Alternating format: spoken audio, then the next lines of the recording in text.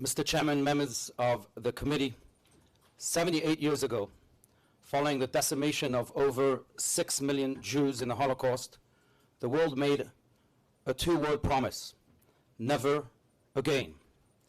Sadly, just 66 days ago, on October 7, 2023, on the Jewish holiday of Simchat Torah, which stands as one of the happiest holidays in the Jewish calendar, this promise was shattered to pieces.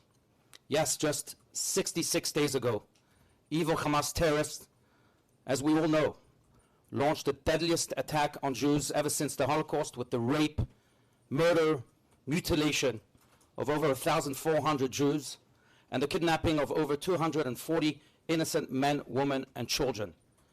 As if this pure evil is not enough to shake the very foundations of goodness in this world. During the past few weeks, we have seen anti-Semitism spread at a lightning speed. See, the spike in anti-Semitism includes a 388% increase in anti-Semitic incidents compared to the exact time period a year ago in 2022. In one such assault, just 4 days ago, in the streets of Brooklyn, New York, a Jewish man was viciously attacked and robbed by an evil man who repeatedly punched him in the face and in the head, calling him a dirty Jew and all sorts of anti-Semitic names. Since the beginning of this war, a war not just between Israel and Hamas, but dare I say, a war between good and evil. The messaging platform of Telegram has also seen a 1,000% increase in the daily average of violent messages mentioning Jews and Israel.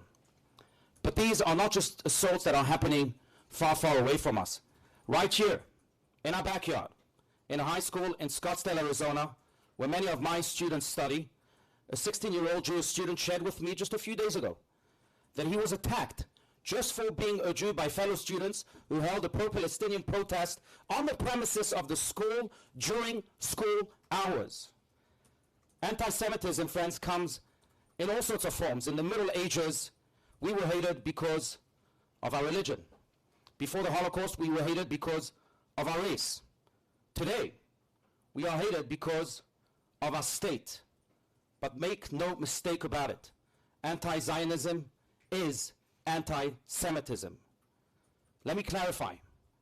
Criticizing Israel isn't anti-Semitism. It's part of the democratic process, and yes, Israel is a democracy. But genocidal chants of free Palestine from the river to the sea, or any silent or verbal support of terrorist groups and actions, and any attack on Israel's right to exist, are nothing but pure, evil, disgusting, and intolerable anti-Semitism. Because at the very core of these claims lies the inability of people to make space for that which is different. As darkness despises light, and as evil hates good, they too cannot stand the existence of the other. And because we are all different, that hate that begins with Jews really never ends with Jews. This is why this is not just a fight that Jews must lead. This is a fight that everybody must lead, including every one of you respected members of this body.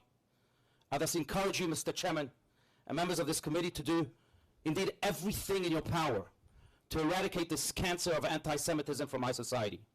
And I urge you to consider passing legislations that ban Jewish hatred and anti-Semitism from every platform in Arizona and from society altogether, from schools to campuses, from newspapers to online editions, from social media to social conversations. You see, it wasn't Jews alone who suffered under Hitler. It wasn't Jews alone who suffered under Stalin. And today, it isn't Jews alone that are suffering under Islamic extremists.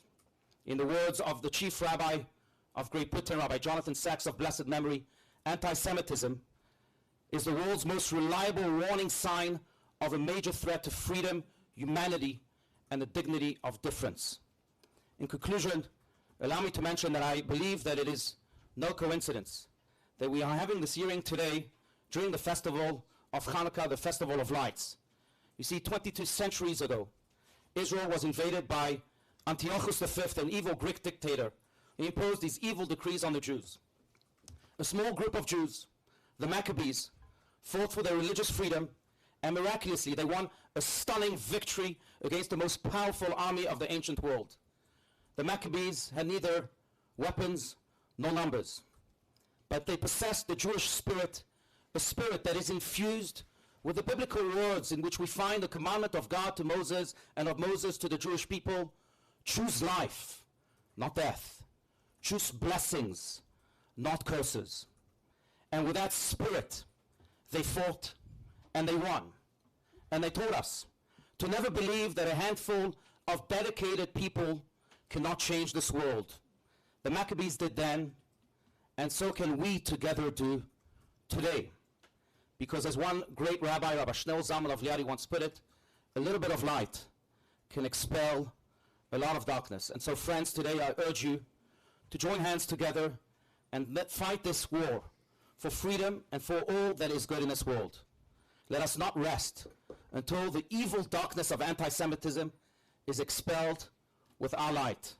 If not for ourselves, then let us do it for our world and for all future generations to come. I thank you.